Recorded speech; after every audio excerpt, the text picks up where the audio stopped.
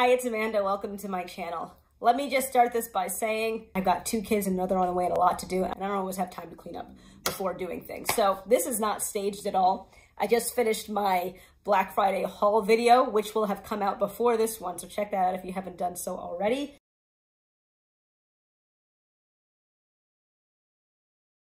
I wanted to pop in here before getting started with my wash day. This will be week 3 reviewing Sarenzo Beauty in my BoB123 series. That's Black-owned brands only, 3 wash day reviews, 3 styles, 3 company and or founder facts per video. Although to be fair, I have not offered any facts the last 2 weeks and I'm not sure that I'm gonna do that today.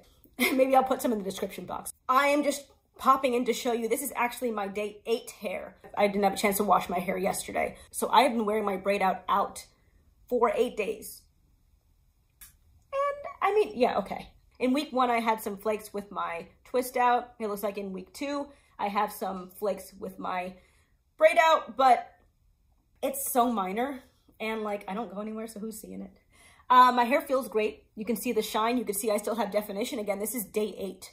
I don't have itchy scalp. I feel perfectly fine. I think my hair looks great 8 days removed. And, you know, it's soft. It feels great.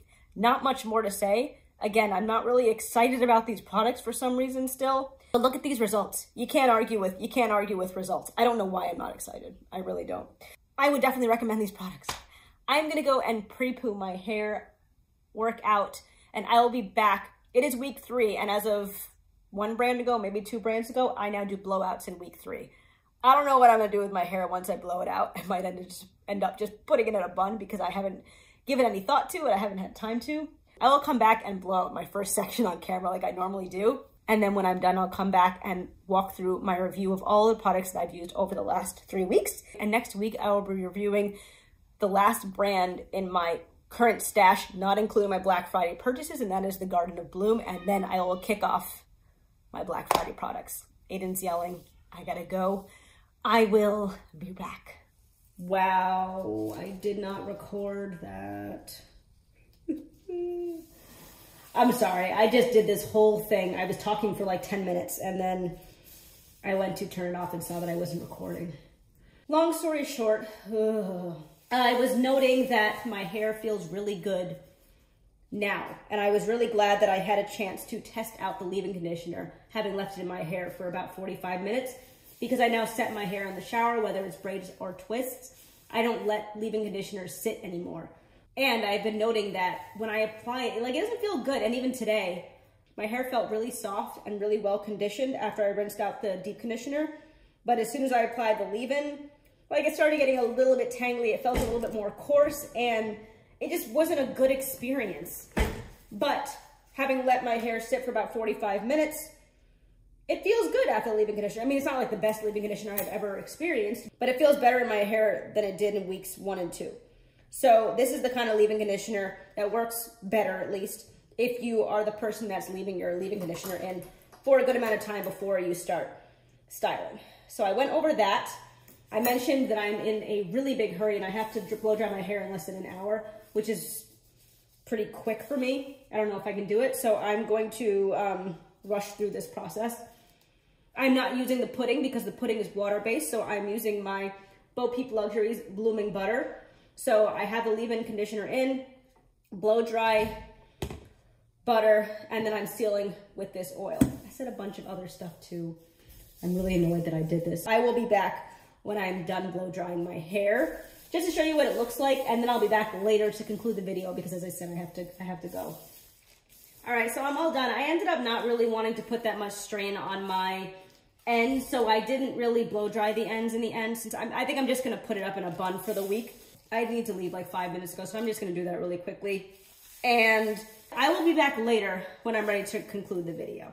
It is quite a few days later, like so much later that my video is actually supposed to go up today. So let me just give you some initial thoughts. I do think that the collection, I'm gonna talk about the collection as a whole. The collection worked better in my hair weeks 1 and 2 with my braid out and my twist out, which is great. But I do feel like the blow dry process did not go as smoothly, pun intended, as it did for Curls Dynasty. And that is what I'm judging against right now because that was a really great blowout. I did find that my hair didn't get as soft and as shiny as it did with my Curls Dynasty. So I found myself blow drying for longer trying to achieve that result until I figured out that it was probably more just like the products didn't work together to give me that same kind of experience. So I do feel like if anything, I probably did my hair a disservice by blow drying it more than I needed to. So I don't like that, but whatever. I'm gonna keep taking good care of my hair. Sometimes I'm gonna do things that my hair might not like as much. I still use like the lower heat setting, so I feel good about that. But yeah, not great for holding moisture. And I washed my hair on Friday, Saturday, Sunday, Monday, Tuesday. It's 4 days later. My hair doesn't feel as soft. Like underneath this, it's just not as smooth. And I have a feeling that when I take out my hair later this week to wash it, it's not gonna be like my day 7 blowout from my Curls Dynasty wash day. Check out that review if you haven't done so already. I reviewed Curls Dynasty right before I reviewed this brand. I've got like 3 silk scrunchies in there. I do wish I had the black one on the top, but I don't. And I've just been swapping out my scarves and just putting them on my hair. One thing I've been noticing, one more thing I'm gonna say, not about this review, but just in general, using my Dyson. I reviewed it in the past, but now I have more thoughts and I figured I would just share them with you as I have them. So this is my Dyson. I used it for my blowout, as you can see. Lots of product on it. I'm not gonna fault the blow dryer for that, but it is an annoying process, blow drying your hair and using product, because I don't know how people avoid this, and I don't see anyone talking about just like how gross your blow dryers get. And yeah, it's what, 4 or 5 days later and I haven't cleaned it off yet. Got a lot of stuff to do. So the problems that I have with this, now that I've been using it more often, this thing, it moves very easily. It's a problem. If I had type 1, 2 hair, probably wouldn't be an issue. But given that my hair is coarse, I have to stop to readjust this thing so much. I wish there was some kind of a lock feature so you could keep it where it is, because how often mid blow dry do you need to change the angle of this? Like when I say mid blow dry, I mean like while I'm in the process of blow drying one section of hair, how often would I want this thing to be swiveling around? Pretty much never. Second thing, holding it down here, I don't want to hold it here now because there's like product on it, is uncomfortable. And it also makes it harder to manage this thing because I feel like I have a little bit less control. So when I hold the blow dryer, I hold it with my finger in here. I don't know if you're supposed to have a finger in there. Maybe you're not, maybe you are. I don't know. So I was holding it like this and trying to like stabilize this. So that was annoying. Last thing, I like to blow dry using the cool shot. There is no easy way to hold down the cool shot button while you're blow drying your hair. So I would try to go like this and just hold it up here and just use the pad of my finger to keep this down, but it didn't work. And I feel like those 3 issues made the blow dry process a lot longer. So I might submit these suggestions to the company. They're probably gonna ignore me, just like they did when I reached out to see if they would send me a blow dryer so I could review it. So I don't know if anything's to come of that, but I just wanted to mention it. Let me move on with the review. Amla and Brahmi clay wash. The only other clay wash that I can remember using right now is the Chocolate Kinks and Curls clay wash. I do have 3 weeks of review using that brand, so check it out if you want to see my thoughts. I honestly don't even remember them, but I remember the clay wash because I had used it prior to that time as well. I think I might have liked this slightly more than I liked the other one. This is bentonite clay based. I found it to be very soothing on the scalp, although the directions don't tell you to put it on your scalp. I put it on my scalp because it's a clay wash. And I found it very softening on application. That being said, my hair is usually very soft when I start washing my hair because I pre-poo. I have been using an aloe plant, like a raw aloe plant, for the last several weeks. And yeah, my hair is usually smooth. So I feel like a shampoo has to be really drying and really stripping for my hair to feel dry when I'm using it. That being said though, I have had that experience. I have had drying and I have had stripping shampoos. This was not that. I found it soothing. I found it softening. Yet, after working it in for probably 2-3 minutes, you do start to feel a little bit of rubbery. So in the beginning, it's soft enough, smooth enough, detangling enough for you to be able to detangle your hair. I use my fingers. So in the first couple of minutes, you can actually detangle your hair. But when you start to feel that little bit of like clay resistance, like it's starting to sit on your hair, it's starting to not mat your hair together, but it's a little bit more difficult to run your fingers through it. That's when I stopped trying to run my fingers through it. I did let it sit as I went and did the other sections. yeah, I had a good experience. I really feel like I can speak to that also because remember for my week 2 review was 8 days post wash day just because of scheduling. So it held up for 8 days. And when I say it held up, I mean no itchy scalp, no dirty hair. My hair was in good shape. It was full when I started it and now I am there. So I used a good amount of it and I like it. It smells like bentonite clay and essential oils and some kind of like peppermint thing. I like it. Next up is the Amla and Bamboo Deep Conditioner. I do think that this does better over time.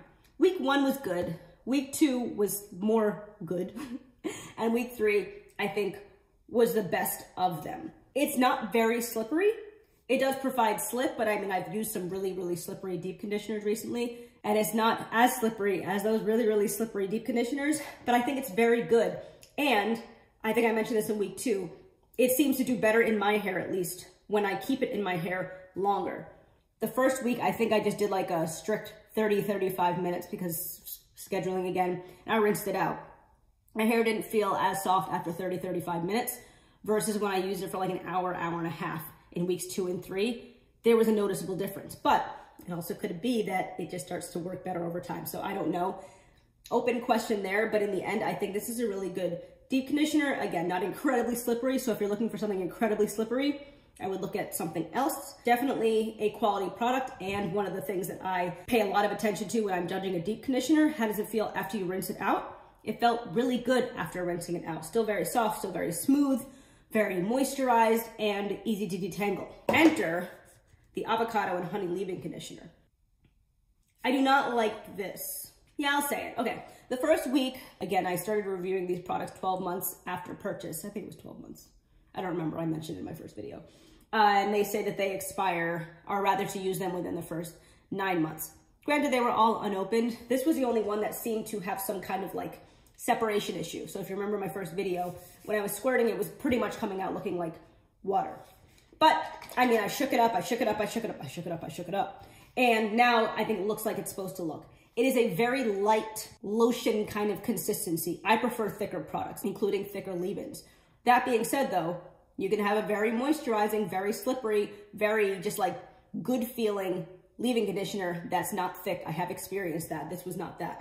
But in addition to that, I do feel like as good as my hair felt when I was rinsing out the deep conditioner, and after rinsing out the deep conditioner, this kind of hardened it up, made my hair feel a little bit coarse. I lost my detangling, and it just didn't feel good. That being said though, that was the situation weeks 1 and 2. When I was ready to blow dry my hair and I let my hair dry in a towel, in my microfiber towel for a good, probably 45 minutes, an hour, hour and a half, I don't remember. My hair felt softer. It didn't feel amazing, but it felt softer. So this is the kind of product that will do better over time. But my issue is, why can't it feel good when you first put it on?